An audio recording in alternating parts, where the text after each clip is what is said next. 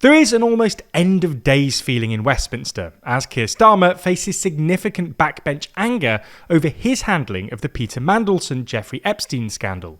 And on Wednesday, MPs voted to force the government to release files relating to Starmer's appointment of Mandelson as ambassador to the US, raising the stakes even higher. So, in this video, we're going to explain the scandal, Wednesday's dramatic events, and whether this is the end for Keir Starmer.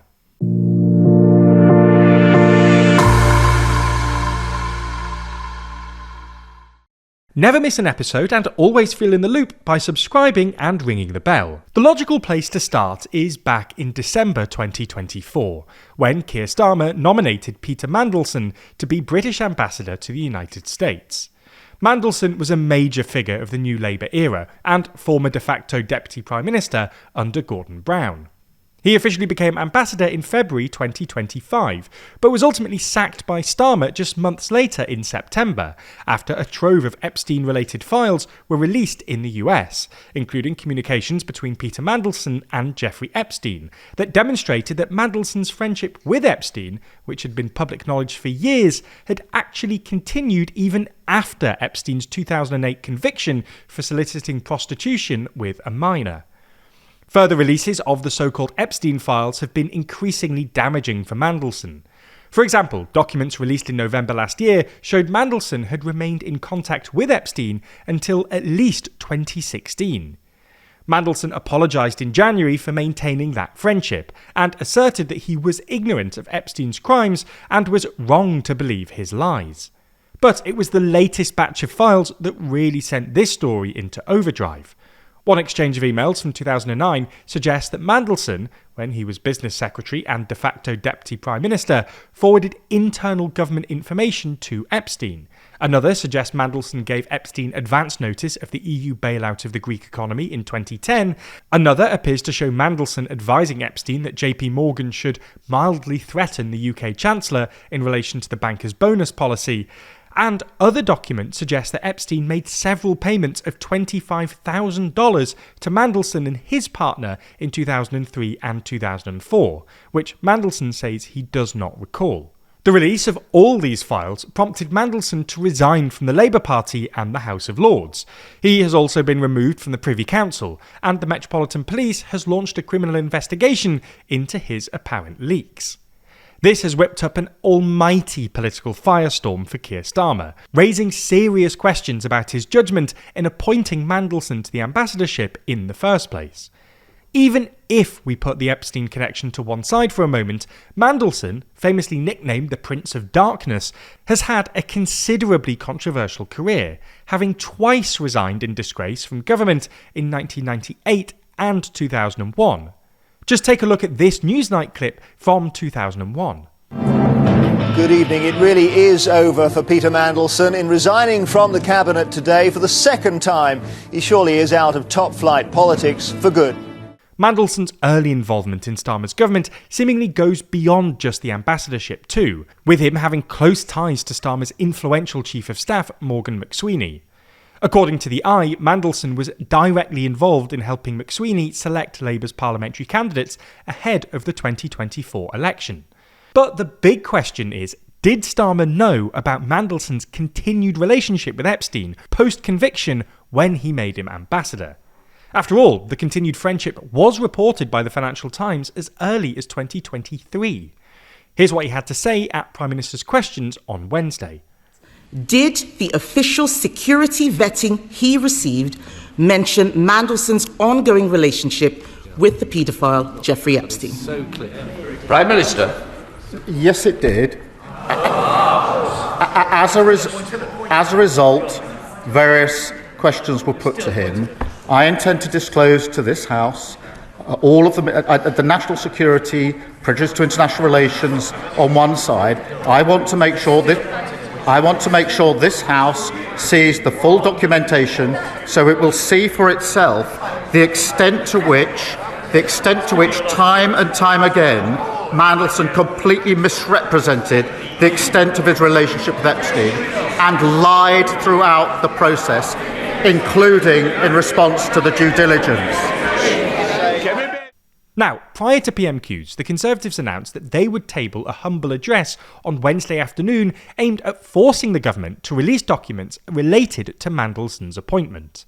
For reference, a humble address is a petition to the monarch, urging them to force the government to do something.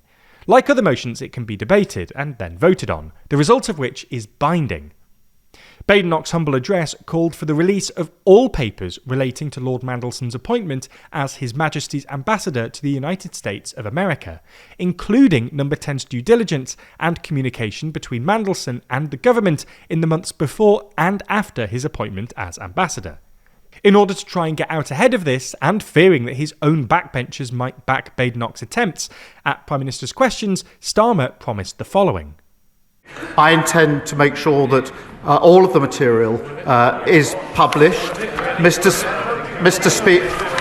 Speaker, the only exemptions are national security, if it prejudice national security. My first duty is obviously to keep this country safe. And when we drafted humble addresses, we always put an exemption for national security. Understandably, Labour MPs were already furious about the government's handling of the Mandelson scandal. The Guardian's Jessica Elgott explained that she had never seen anger like this on the Labour benches in private and in public, and Huffington Post's Kevin Schofield explained that watching PMQs was like watching the political death of a Prime Minister. However, it was Starmer's comments about the release of documents that elicited even more anger from both the opposition benches and his own Labour benches. In order to implement this caveat about national security and international relations, the government introduced an amendment to the humble address, which stated the documents would be released except papers prejudicial to UK national security or international relations. This, though, would mean the government would be able to decide for themselves which documents to redact or withhold. Instead, Shadow Minister Alex Burghardt suggested that the Cross-Party Intelligence and Security Committee, or ISC, should have the final say over the release of documents. Adding to this pressure was the fact that several senior Labour MPs, including Angela Rayner, agreed with this argument.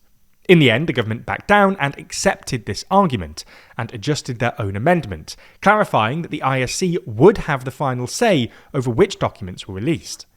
This essentially put an end to the mini-rebellion, with the House then approving the plan. However, this isn't necessarily the end of the matter. As historian Richard Johnson pointed out, it's more likely that the mishandling of something more narrowly focused on judgment would end a Prime Minister, rather than a predictable event with a long run-up, like local elections. He points to Boris Johnson being forced out over the Chris Pincher scandal, which was all about what Johnson knew and when in relation to Pincher's impropriety, rather than over his handling of COVID. While the immediate risk of rebellion over the humble address has been quelled, the next few days will prove testing for a Starmer government that's already under so much pressure over other issues. Questions will be asked about why, for example, he blocked Burnham but allowed the appointment of Mandelson, and the release of documents risks a further embarrassment for the government. Given that Morgan McSweeney was the man that pushed so hard for the Mandelson appointment, it's hard to see a world in which he keeps his job as Chief of Staff, especially considering the apparent scale of anger on the Labour benches. But if Starmer does remove McSweeney, the big question will be whether that will be enough to keep his own job. After all, Starmer's whole political project is so intimately tied up with McSweeney's. Every moment of delay in removing McSweeney, or if he fails to at all, will only exacerbate the distrust and dissatisfaction among Labour MPs in Starmer. As such, there are echoes of Boris Johnson's final days, and suggestions that were someone to resign from cabinet, it could set the herd moving and ultimately end Starmer's premiership. Now, this is a big story, and amongst every other big story happening right now, you might feel powerless in the current climate. The problems feel massive, and individual actions can feel meaningless. But what if we told you that you could be part of something bigger, something that actually turns concern into action? Well, that's where our friends at Planet Wild come in. Planet Wild isn't just your usual environmental organisation. It's a passionate community built around a clear focus, protecting and conserving the world we all live in. We're more aware than ever that the world is a scary place, and the state of our planet needs change. So, every single month, the Planet Wild community funds a mission to protect endangered animals, restore our forests, and clean our oceans. They document all these missions in videos here on YouTube, so we can see exactly what we've helped to achieve. The impact we've made will be right before our eyes. From cleaning up Mumbai's plastic river to protecting Europe's last ancient forest, and even saving elephants with the help of bees, Planet Wild will stop at nothing to make the world a better place for every living being on it. So, where do you and I come in? Well, by becoming a member, we're directly funding a brand new nature mission from the comfort of our own home. We support, they execute. If you want to join the growing community making a real difference, Planet Wild is the place to be.